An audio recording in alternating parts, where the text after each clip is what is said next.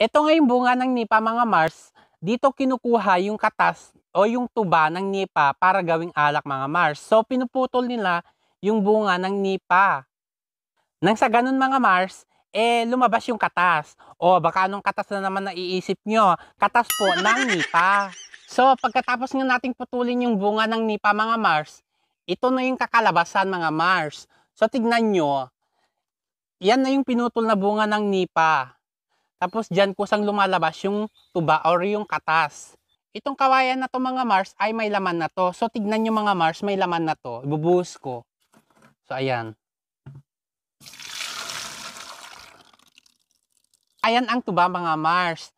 Pwede mo siyang gawing suka. Tapos pag niluluto mo, doon na siya nagiging alak.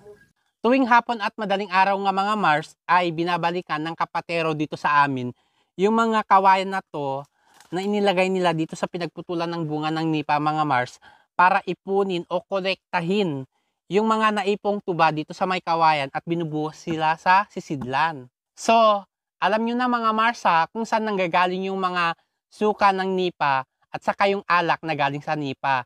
Kung nagustuhan nyo yung video ko mga Mars, please don't forget to like and follow. Salamat!